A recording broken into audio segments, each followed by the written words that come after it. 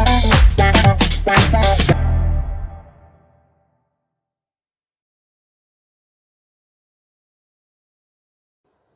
students, chemical reaction and equation part 2 chapter 1।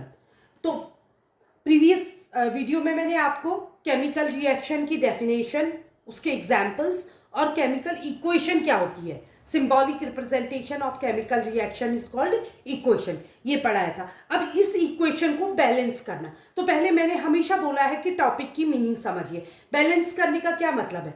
यहाँ पर को हमको क्या दिखाई दे रहे हैं? एटम्स दिखाई दे रहे हैं अलग अलग। एक जिंक, जैसे जिंक है, हाइड्रोजन है, सल्फर है, ऑक्सीजन है, तो इनके क्या है? एटम्स हैं। तो कितने एटम है? जिंक का एक एटम है, हाइड्रोजन के 2 है, सल्फर का 1 है, अगेन ऑक्सीजन के 4 है। तो इन एटम को जितने एलएचएस में है उतने ही आरएचएस में होने चाहिए। अगर दी हुई केमिकल रिएक्शन में एलएचएस और आरएचएस में एटम्स के नंबर इक्वल नहीं होते हैं तो उनको बैलेंस इक्वेशन नहीं कहते हैं। ऐसी कंडीशन में हम क्या करते हैं? इक्वेशन को बैलेंस करते हैं। तो यहाँ पर को देखिए, मैंने पहला एग्जांपल जो लिया है ये एनसीईआरटी की बुक से लिया है, जिसमें एक बैलेंस इक्वेशन दी हुई है। कैसे पता लगा बैलेंस है?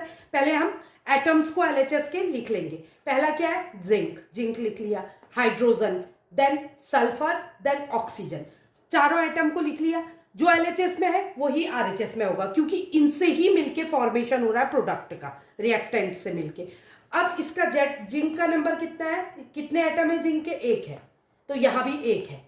ऐसे ही हाइड्रोजन 2, सल्फर 1 और 1, ऑक्सीजन 4 और 4। तो एलएचएस और आरएचएस में इक्वल नंबर ऑफ एटम्स है, तो ऐसी इक्वेशन जो है बैलेंस्ड इक्वेशन कहलाएगी। अब दूसरा एग्जाम्पल लेते हैं। इसमें हमने एक इक्वेशन ली, आयरन प्लस वाटर की रिएक्शन की, तो क्या बना? Iron oxide plus hydrogen. तो इसमें Fe, हाइड्रोजन और ऑक्सीजन 3 एटम है। तो स्टेप 1 में क्या करेंगे? हम इक्वेशन को लिख लेंगे। उसके बाद स्टेप 2 में हम क्या करेंगे? इसको ब्रेक कर देंगे, कौन कौन से एटम एलएचएस में प्रेजेंट है, मतलब रिएक्टेंट कितने एटम से मिलके बना है। आयरन से, हाइड्रोजन से और ऑक्सीजन से। आयरन कितना है? 1 है, हाइड्रोजन कितने हैं? 2 एटम है, ऑक्सीजन 1 एटम है एलएचएस में। अब आरएचएस में चेक करेंगे। आरएचएस में आयरन 3 है, 2 है और 4 है। ये हो गया स्टेप 2।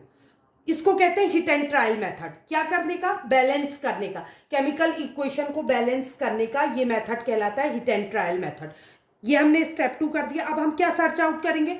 हम फाइंड आउट करेंगे कि कौन सा एटम है जिसके पास नंबर ऑफ एटम्स ज्यादा है। तो हम देख रहे हैं यहां पर को सबसे ज्यादा नंबर क्या है? 4।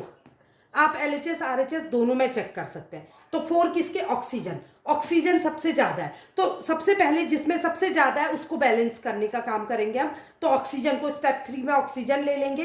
तो एलएचएस में ऑक्सीजन कितना है? 1। 1 को किससे मल्टीप्लाई करेंगे? 4 से, तभी हम 4 कर लेंगे एलएचएस को। और आरएचएस में ऑलरेडी 4 है। अब हम इस बैलेंस इक्वेशन को यहां लिख लेंगे।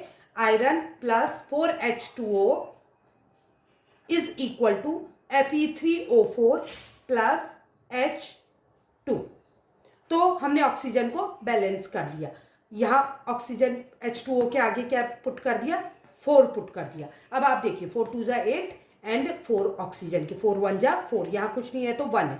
एक चीज और दिमाग पे रख लीजिए कि जो नंबर ऐड करेंगे हम, जैसे हमने 4 ऐड किया, तो वो एज अ कोफिशिएंट ऐड करेंगे, यहां कभी नहीं करेंगे।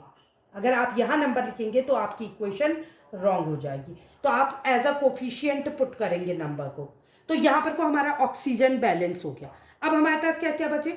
आयरन। आयरन भी बैलेंस नहीं है और हाइड्रोजन भी बैलेंस नहीं है, तो किसी एक को पहले ले लेते हैं। स्टेप 4 में हमने आयरन ले लिया। आयरन यहाँ 1 है और यहाँ 3 है, तो इसको 3 बनाने के लिए हमको 3 से मल्टीप्लाई करना पड़ेगा। तो यहाँ लिख देंगे 3Fe plus 4H2O is equal to इतना।